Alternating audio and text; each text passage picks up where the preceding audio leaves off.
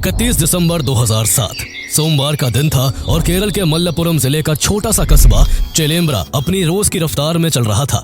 Market में हलचल थी, लोग अपने रोजमर्रा के कामों में लगे हुए थे और संडे की छुट्टी के बाद गवर्नमेंट एम्प्लॉयज भी पूरे जोश में ड्यूटी पर लौट रहे थे। सुबह करीब 9:30 बजे साउथ मालाबार ग्रामीण बैंक के कर्मचारी भी ब्रांच पहुंच जाते हैं। रोज की तरह बैंक के दरवाजे पर एक बड़ा सा ताला लटका हुआ था और सब कुछ सामान्य लग रहा था। लेकिन जब बैंक ऑफिसर के राधाकृष्णन ताला खोलकर बैंक के अंदर कदम रखते हैं तो माहौल अचानक बदल जाता है।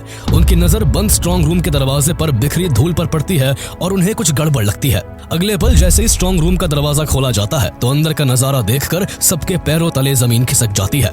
अंदर लॉकर्स टूटे हुए थे और उनमें रखा सारा माल गायब था। बैंक कर्मचारियों को समझ नहीं आ रहा था कि जब बाहर हर दरवाजा बंद था, हर ताला अपनी जगह सलामत था, तो आखिर इतनी सुरक्षित जगह के अंदर चोरी कैसे हो गई। लेकिन तभी उनकी नजर स्ट्रांग रूम के एक कोने में फ्लोर पर पड़ती है और वो देखते ही उनके होश उड़ जाते हैं। बैंक के फ्लोर पर एक बड़ा सा होल हो रखा था जो सीधे ग्राउंड फ्लोर पर बने एक रेस्टोरेंट तक जाता था। यानी चोर दरवाजे से नहीं बल्कि बैंक के फ्लोर को तोड़कर नीचे से अंदर घुसे थे।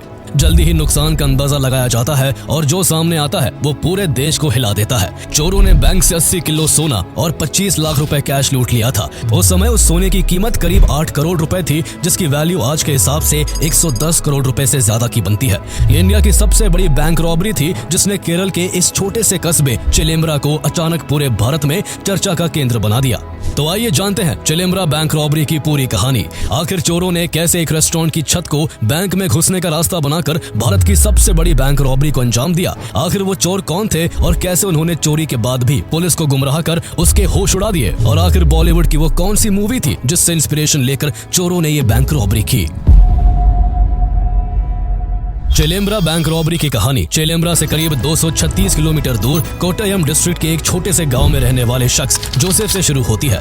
जोसेफ जब काफी छोटा था तभी उसके पेरेंट्स की मौत हो गई थी। जोसेफ की 2 बड़ी बहनें भी थी और मरने से पहले उसके पेरेंट्स ने दोनों बहनों की शादी करवा दी थी। जोसेफ के पेरेंट्स की मौत के बाद उसके दोनों जीजाओं ने उसकी सारी संपत्ति हड़प ली। इसके बाद जोसेफ गलत संगत में पड़ गया और कम उम्र से ही चोरियां करने लगा। जब वो केवल 18 साल का था तब एक बार वो चोरी करते पकड़ा गया और उसे 1 साल के लिए जेल की हवा खानी पड़ी। जेल से निकलने के बाद भी वो नहीं सुधरा और आगे भी चोरी करने में लगा रहा। जल्द ही उस पर चोरी के 1 दर्जन से ज्यादा केसेस दर्ज हो गए और उसे कई बार जेल जाना पड़ा। इस दौरान वो 2 बार जेल अथॉरिटी को चकमा देकर जेल से फरार भी हुआ, लेकिन फिर से उसे 1996 में पकड़ लिया गया और इस बार उसे सिक्योर मानी जाने वाली बियूर सेंट्रल जेल में बंद कर दिया गया। इस जेल में उसकी मुलाकात शिबू और सैनू से हुई जो चोरी के दूसरे मामले में इस जेल में बंद थे। जल्दी ही तीनों पक्के दोस्त बन गए। तीनों में जोसेफ की ज्यादा चलती थी और वो शिबू और सैनू को अपनी चोरियों और पुलिस से बार बार बच निकलने की कहानी सुनाकर खूब वाहवाही बटोरता। जोसेफ ने उन्हें एक बार बताया कि उसकी जिंदगी का सपना है कि वो एक इतनी बड़ी रॉबरी करे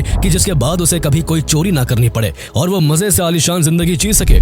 शिबू और सैनू उससे और उसके सपने से काफी इंप्रेस्ड हुए और उन्होंने वादा किया कि वो इसमें उसका साथ देंगे। कुछ साल बाद तीनों को बेल मिल गई और उसके बाद तीनों ने मिलकर कई क्राइम्स किए।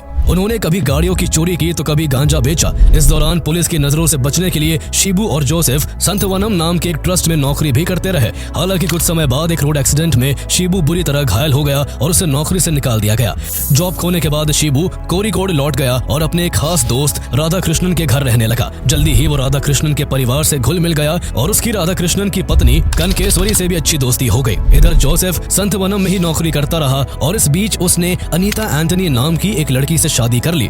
जोसेफ बाहर से भले ही एक आम जिंदगी जी रहा था, लेकिन अंदर ही अंदर वो अपने बड़े खेल की बिसात तैयार कर रहा था। इसके लिए उसने बड़ी चालाकी से अपनी पत्नी अनीता से भी अपनी असली पहचान छुपा ली थी और उसे अपना नाम तक गलत बताया था। उसने उसे अपना नाम जेसन बताया और मैरिज सर्टिफिकेट में भी इसी नाम का इस्तेमाल किया और अपनी पत्नी का सरनेम अडॉप्ट करके वो जोसेफ से जेसन एंटनी बन गया। इस तरह वो अपने दोस्तों के लिए जोसेफ था, लेकिन अपनी पत्नी अनीता और उसके रिलेटिव्स के लिए वो जेसन था। 2 नाम के पीछे उसकी गहरी चाल छिपी थी और आगे नाम उसके बड़ी रॉबरी के सपने में काफी हेल्पफुल साबित होने वाला था।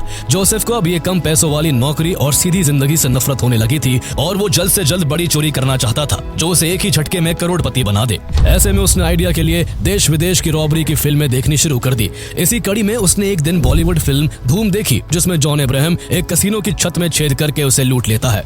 बस फिर क्या था, तुरंत जोसेफ के दिमाग में ये आइडिया हिट कर गया और उसने तय कर लिया कि वो किसी बैंक में जॉन अब्राहम की तरह छेद करके एक बड़ी रॉबरी को अंजाम देगा। जल्दी ही वो अपनी इस प्लानिंग में अपने सबसे अच्छे दोस्त शिबू को शामिल कर लेता है। इसके बाद दोनों टारगेट की तलाश में निकल पड़ते हैं। दोनों जल्दी ही आसपास के इलाके में कई छोटे बड़े बैंकों की रेकी करते हैं और आखिरकार अक्टूबर 2007 में उनकी तलाश चेलम्बरा की साउथ मालाबार ग्रामीण बैंक पर आकर अटक जाती है। ये बैंक उनके लिए सबसे अच्छा टारगेट था। एक तो रात को इस बैंक की रखवाली के लिए कोई गार्ड नहीं रहता था और दूसरा ये बैंक बिल्डिंग की दूसरी मंजिल पर मौजूद था, जिसके ठीक नीचे सुहाइमा नाम का एक रेस्टोरेंट था। जोसेफ को पता चलता है कि इस रेस्टोरेंट का ओनर मोइदीन कुट्टी लॉस के कारण इस रेस्टोरेंट को बंद करना चाहता है। बस यही जोसेफ को अपना मौका दिख जाता है। वो तुरंत फैसला करता है कि यही वो बैंक है जो उसके सपने को साकार करेगा। वो प्लान बनाता है कि सबसे पहले वो इस रेस्टोरेंट को किराए पर लेगा और फिर रेस्टोरेंट की छत में बड़ा सा सुराख करके सीधा बैंक को लूट लेगा। प्लानिंग के बाद जोसेफ रेस्टोरेंट के मालिक मोइदीन कुट्टी और बिल्डिंग के ओनर कुनहीद कुट्टी हाजी से मुलाकात कर रेस्टोरेंट को रेंट पर लेने की डील करता है। मोइदीन कुट्टी को रेस्टोरेंट बंद करने की जल्दी थी, इसलिए बिना ज्यादा सवाल जवाब किए उसे रेस्टोरेंट 50,000 की सिक्योरिटी मनी और 300 रुपए पर डे के रेंट पर 2 साल के लिए किराए पर दे दिया जाता है। रेस्टोरेंट किराए पर लेने के बाद जोसेफ अगली चाल चलता है। वो मोइदीन कुट्टी से रेस्टोरेंट के सारे किचन इक्विपमेंट्स खरीद लेता है और बाकी सामान कुनहीद कुट्टी हाजी के जानकारों से जुटा लेता है। इसके बाद वो रेस्टोरेंट के बाहर एक बोर्ड लगा देता है जिस पर बकायदा ये लिखा था कि अंदर रेनोवेशन का काम चल रहा है और रेस्टोरेंट की ओपनिंग 8 जनवरी 2008 को होगी। ये उसका इतना शातिराना प्लान था कि आसपास के लोगों को यही लग रहा था कि ये बंद होने वाला रेस्टोरेंट अब फिर से शुरू होने वाला है। ऊपर मौजूद बैंक के कर्मचारी भी खुश थे कि अब नीचे नया रेस्टोरेंट खुलेगा जहां वो लंच ब्रेक के लिए जा सकेंगे, लेकिन किसी को भी अंदाजा नहीं था कि यहाँ कितनी बड़ी प्लानिंग चल रही थी। जोसेफ इतना शातिर था कि उसने अपनी पत्नी की तरह मोइदीन कुट्टी और कुनहीद कुट्टी हाजी को भी अपना नाम गलत बताया। उसने इस बार अपना नाम बाबू बताया था और अपना एड्रेस भी गलत दिया था। इस तरह वो अपने दोस्तों के लिए जोसेफ था, अपनी पत्नी और उसके रिलेटिव्स के लिए जेसन था और चिलम्बरा बैंक के आसपास के लोगों के लिए बाबू था। नामों का ताना बाना बुनने के बाद जोसेफ अपनी अगली चाल चलता है। वो शिबू के साथ मिलकर रेस्टोरेंट की छत को काटने के लिए अलग अलग दुकानों से गैस कटर, ड्रिलिंग मशीन और मार्बल कटर खरीदता है। इस दौरान दोनों रेस्टोरेंट की छत को कमजोर करने के लिए 8 छोटा डायनामाइट्स भी परचेज करते हैं जो लो लेवल एक्सप्लोसिव होते हैं। इसके अलावा उन्होंने एक सिल्वर कलर की मारुति जैन कार भी खरीदी जिस पर उन्होंने फेक नंबर प्लेट लगा दी। चूंकि बैंक रॉबरी करना और फिर उनसे मिले पैसों को ठिकाने लगाना कोई आसान काम नहीं था, इसलिए जोसेफ और शिबू अपने इस प्लान में राधा कृष्णन और उसकी पत्नी कनकेश्वरी को भी शामिल कर लेते हैं। जोसेफ का प्लान था कि वो 29 दिसंबर 2007 को अपनी चोरी को अंजाम देगा। इसके पीछे वजह ये थी कि एक तो उस दिन सैटरडे था और अगले दिन संडे को बैंक बंद रहने वाला था, और दूसरी बात ये कि उस दिन चिलम्बरा में एक मंदिर का इनॉग्रेशन होने वाला था। केरला में मंदिरों का उद्घाटन काफी धूमधाम से होता है और लोग जुलूस निकालकर खूब पटाखे फोड़ते हैं। उस दिन नाच गाने का काफी शोर शराबा होता है, इसलिए 29 दिसंबर 2007 का ही दिन फिक्स किया जाता है। जैसे ही 29 दिसंबर की शाम होती है, जोसेफ, राधा कृष्णन, कनकेश्वरी और शिबू सभी जरूरी सामान के साथ मारुति जैन कार से रेस्टोरेंट तक पहुंच जाते हैं। इसके बाद सभी रेस्टोरेंट की छत में छेद करना शुरू कर देते हैं। इस दौरान सभी ने अपने हाथों में रबर ग्लव्स पहन रखे थे ताकि एक भी फिंगरप्रिंट पुलिस को ना मिल सके। जोसेफ इस दौरान रेस्टोरेंट की छत पर चौक से 1-1 फुट की दूरी पर निशान मार्क करता है और उन निशानों पर छोटे छोटे 8 छेद बनाकर उनमें 8 छोटा डायनामाइट फिक्स कर देता है। जैसे ही मंदिर उद्घाटन का जुलूस बैंक के पास से गुजरता है, जोसेफ उनमें आग लगा देता है। कुछ ही सेकंड्स बाद वहां एक के बाद एक 5 जोरदार धमाके होते हैं, लेकिन इससे रेस्टोरेंट की छत को हल्का नुकसान ही होता है। 3 छोटा डायनामाइट्स फुस हो गए थे, जिस वजह से काम पूरा नहीं हो पाया था। प्लानिंग फेल होने की आशंका से चारों के पसीने छूट रहे थे, लेकिन अब वापसी का कोई रास्ता नहीं था। इसलिए अगले ही पल जोसेफ मार्बल कटर निकालता है और रेस्टोरेंट की छत को काटने लगता है। उसके बाद बाकी के लोग भी बारी बारी से आधी रात तक लगातार मार्बल कटर से रेस्टोरेंट की छत को काटते रहते हैं। रात 4 बजे तक बैंक में घुसने लायक एक बड़ा होल हो चुका था, इसलिए बिना एक पल गवाए जोसेफ उस होल से बैंक में घुस जाता है। उन लोगों की प्लानिंग इतनी जबरदस्त थी कि उन्होंने होल एग्जैक्ट बैंक के स्ट्रॉन्ग रूम में किया था। इसके बाद जोसेफ जल्द ही स्ट्रॉन्ग रूम में रखे 2 लॉकर्स का ताला काट देता है। लॉकर्स का दरवाजा खुलते ही उसकी नजर उसमें रखे हजारों सोने के पैकेट और लाखों रुपयों पर पड़ती है। ये देखकर उसके थके शरीर में एक नई ताकत आ जाती है और वो तुरंत बिजली की रफ्तार से उस लॉकर में रखे करोड़ों के सोने के गहने और लाखों रुपए के नोटों को बोरों में भरने लगता है। देखते ही देखते वो गोल्ड ज्वेलरी और कैश से 4 बोरे भर लेता है और उन्हें होल के जरिए रेस्टोरेंट में नीचे खड़े अपने साथियों को पकड़ा देता है। सुबह के 5 बज रहे थे और तेजी से रात का अंधेरा छट रहा था। दिन के उजाले में पकड़े जाने का डर था, इसलिए चारों जल्दी जल्दी उस लूटे हुए माल को अपनी कार में रख देते हैं। इसके बाद रेस्टोरेंट छोड़ने से पहले जोसेफ सफेद मार्बल पर जमी धूल पर उंगली से जय माओ लिख देता है ताकि आगे पुलिस इस रॉबरी की जांच नक्सलियों के एंगल से करती रहे और वो आसानी से सारा गोल्ड बेच सके। इसके बाद चारों अपनी कार में सवार सवार होकर वहां से तुरंत फरार हो जाते हैं। इस तरह 4 चोर चिलम्बरा की ग्रामीण बैंक से 80 किलो सोना और करीब 25 लाख रुपए कैश की चोरी कर फरार हो जाते हैं और इसकी किसी को भी कानो कान खबर तक नहीं लगती। अगले दिन जब बैंक एम्प्लॉय चिलम्बरा की साउथ मालाबार ग्रामीण बैंक पहुंचते हैं और स्ट्रॉन्ग रूम में रखे दोनों लॉकर्स में रखा 80 किलो सोना और 25 लाख रुपए गायब पाते हैं तो उनके पैरों तले जमीन खिसक जाती है। यह आसपास के 10 गांवों के बीच इकलौता बैंक था और इस बैंक में इन्हीं गांव के लोगों का पैसा और सोना जमा था। इसलिए जैसे ही आसपास के लोगों को रॉबरी का पता चलता है वो बैंक को घेर लेते हैं और जमकर हंगामा करने लगते हैं। जल्दी ही ये खबर मीडिया को लगती है और हर न्यूज चैनल पर इसी बैंक रॉबरी की कहानी फ्लैश होने लगती है, जिससे तुरंत ये बैंक रॉबरी पूरे देश में सुर्खियां बटोरने लगती है। यह उस समय देश की सबसे बड़ी बैंक रॉबरी थी और इससे पहले किसी बैंक से इतनी बड़ी चोरी नहीं हुई थी। यही वजह थी कि पुलिस के ऊपर जबरदस्त प्रेशर था। जल्द ही एसपी पी विजयन और डीएसपी के इब्राहिम के नेतृत्व में सर्किल इंस्पेक्टर्स विक्रमन और एमपी मोहन चंद्रन, एसआई अनवर हुसैन और दर्जनों कांस्टेबल्स की एक स्पेशल इन्वेस्टिगेशन टीम बनाई जाती है। चूंकि बैंक के फ्लोर से नीचे रेस्टोरेंट की तरफ साफ एक बड़ा होल दिख रहा था, इसलिए पुलिस उस रेस्टोरेंट की अच्छे से जांच करती है। पुलिस को रेस्टोरेंट के बाहर 8 जनवरी 2008 तक इस रेस्टोरेंट के बंद होने का एक बोर्ड दिखता है। ऐसा लग रहा था कि वो बोर्ड उन सभी की हालत का मजाक बनाकर हंस रहा हो। इसके बाद जब पुलिस अंदर जाती है तो उन्हें रेस्टोरेंट के कैश काउंटर पर मलयालम में जय माओ लिखा दिखता है, जिससे वो ये मान बैठते हैं कि रॉबरी नक्सलियों ने की होगी। ऐसा इसलिए क्योंकि भारत के नक्सलवादी चाइनीज डिक्टेटर माओ जेडोंग से इंस्पायर्ड थे, इसलिए उन्हें माओवादी भी कहा जाता था। पुलिस को रेस्टोरेंट से चप्पल की एक जोड़ी, लॉकर का एक हैंडल, एक आयरन रॉड, कुछ कॉटन स्वॉब्स, 2-3 रस्सियां और 3 लो लेवल डायनामाइट स्टिक्स मिलते हैं। लेकिन चोरों की चालाकी की वजह से पुलिस को वहां से एक भी फिंगरप्रिंट नहीं मिलता, जिससे पुलिस को इतना तो अंदाजा हो गया था कि इस केस को सुलझा पाना आसान नहीं होगा। इसके बाद पूछताछ का दौर शुरू होता है। पुलिस सबसे पहले सभी बैंक एम्प्लॉयज से लंबी पूछताछ करती है, लेकिन पुलिस को उनसे कुछ भी हाथ नहीं लगता। इसके बाद पुलिस बिल्डिंग ओनर कुनहीद कुट्टी हाजी और रेस्टोरेंट के पुराने ओनर मोइदीन कुट्टी से पूछताछ करती है। उनसे पता चलता है कि कुछ दिन पहले बाबू नाम के आदमी ने 50,000 रुपए की सिक्योरिटी और 300 रुपए पर डे के रेंट पर यह रेस्टोरेंट लिया था। कुनहीद कुट्टी हाजी बाबू द्वारा दिए गए एडवांस रुपए भी पुलिस को सौंप देते हैं, लेकिन पुलिस जब उनसे बाबू का मोबाइल नंबर पूछती है तो उनके पास उसका नंबर तक नहीं होता। हालांकि वो पुलिस को बाबू का हुलिया जरूर बताते हैं। बाबू हमेशा एक ब्लैक कैप पहनता था और उसका लोअर लिप बिल्कुल पाकिस्तानी बॉलर सोहेल तनवीर की तरह था। पुलिस को उनसे उसकी सिल्वर कलर की मारुति ज़ेन कार के बारे में भी पता चलता है, लेकिन जब उस कार के नंबर की जांच की जाती है तो वो फर्जी निकलता है। इस दौरान कुनहीद कुट्टी हाजी पुलिस को एक ऐसे शख्स के बारे में बताता है जो इस केस की सबसे अहम कड़ी साबित होने वाला था।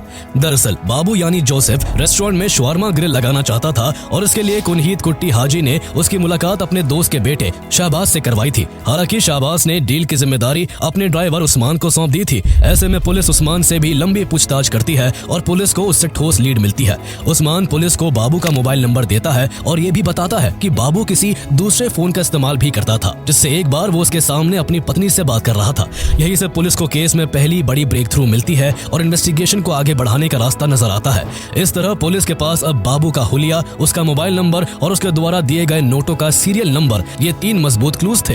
इन तीनों के सहारे पुलिस को यकीन था कि अब वो बहुत जल्द इस रॉबरी के पीछे छिपे लोगों तक पहुंच जाएगी, लेकिन उन्हें बिल्कुल भी अंदाजा नहीं था कि ये केस उनकी रातों की नींद हराम कर देने वाला था। इसी दौरान हर न्यूज चैनल और न्यूज़पेपर में एक खबर चल रही होती है कि चिलम्बरा बैंक रॉबरी को नक्सलियों ने अंजाम दिया है और पुलिस उन नक्सलियों को पकड़ने में लगी हुई है। जोसेफ और उसके दोस्त इन खबरों को किसी सुरक्षित ठिकाने पर छिपकर बड़े मजे से देख रहे होते हैं। जोसेफ को अपनी इस चाल पर बड़ा गुरूर हो रहा था और वो पुलिस की इस गलतफहमी पर खूब हंसता है। वो खुद को इस दुनिया का सबसे शातिर इंसान समझ बैठता है और सोचता है कि पुलिस उस तक कभी नहीं पहुंच सकेगी। इसी गुमान में वो शिबू के साथ मिलकर चोरी किए सोने को बेचने और चोरी में इस्तेमाल किए गए टूल्स को ठिकाने लगाने में जुट जाता है। वो लोग सबसे पहले सभी टूल्स को कोरापुजा नदी में फेंक देते हैं। इसके बाद दोनों कुछ गोल्ड को बेचकर अपने दोस्त सैनू, जिससे वो व्यूर सेंट्रल जेल में मिले थे, उसकी मदद से 32 लाख में बेंगलुरु में एक फ्लैट, एक टोयोटा इनोवा कार और कुछ अन्य प्रॉपर्टी खरीदते हैं। इधर पुलिस इन चोरों को पकड़ने के लिए दिन रात एक कर रही होती है। आई विटनेसेस से मिली इन्फॉर्मेशन के आधार पर बाबू का स्केच तैयार करवाकर आसपास के पुलिस स्टेशंस, न्यूज़पेपर्स और न्यूज चैनल्स में भेज दिया जाता है ताकि कहीं से भी चोरों के बारे में जानकारी मिल सके। इस दौरान नोटों के सीरियल नंबर से पुलिस को कोई खास मदद नहीं मिलती, लेकिन मोबाइल नंबर पुलिस के लिए क्रूशियल साबित होता है। पुलिस को पता चलता है कि जिस नंबर से बाबू ने उस्मान से कॉन्टैक्ट किया था वो फेक था। ये एक second hand Reliance CDMA phone था जिसमें किसी सिम की जरूरत नहीं पड़ती थी। उस्मान से पुलिस को पहले ही यह पता चल चुका था कि बाबू एक दूसरा नंबर भी इस्तेमाल कर रहा था, इसलिए पुलिस उसके पहले नंबर को आधार बनाकर उन इलाकों के मोबाइल टावर के डंप डेटा की मदद से उसके दूसरे मोबाइल नंबर को खोजने में लग जाती है। दरअसल हर मोबाइल सिम सिग्नल के लिए आसपास के किसी न किसी मोबाइल टावर से लगातार कनेक्ट होता रहता है और ये टावर्स अपने दायरे में आने वाले सभी नंबर्स का रिकॉर्ड रखते हैं। इसी डेटा को एनालाइज करके पुलिस ये समझने की कोशिश कर रही थी कि बाबू का दूसरा नंबर कौन सा है और वो किन किन जगहों पर एक्टिव रहा है। लेकिन ये काम बिल्कुल भी आसान नहीं था, क्योंकि इसके लिए पुलिस को लाखों नंबर और लाखों कॉल्स को खंगालना था। एक तरफ जहां पुलिस की एक टीम बाबू के दूसरे नंबर को खोजने में लगी हुई थी, तो वहीं दूसरी तरफ पुलिस की दूसरी टीम लोगों से मिली सूचना के आधार पर जगह जगह छापेमारी कर बाबू को ढूंढने में लगी हुई थी। इस दौरान पुलिस को खबर मिलती है कि कुछ चोर हैदराबाद के डेक्कन रेजिडेंसी में छिपे हुए हैं, लेकिन जब पुलिस वहां छापेमारी करती है तो वहां उन्हें कोई नहीं मिलता। लेकिन वहां से पुलिस को करीब 1 किलो सोना मिलता है। साथ ही एक न्यूज़पेपर मिलता है जिस पर रेस्टोरेंट सुहाइमा के स्टाइल में जय माओ लिखा हुआ था। पुलिस का यकीन अब और बढ़ जाता है कि इस चोरी के पीछे नक्सली है। लेकिन इस दौरान इस इन्वेस्टिगेशन के हेड एसपी विजयन की हैदराबाद पुलिस के एक ऑफिसर से मुलाकात होती है जो पहले कई नक्सलाइट ऑपरेशंस का हिस्सा रह चुके थे। वो बताते हैं कि नक्सली कभी भी ऐसे नारे नहीं छोड़ते।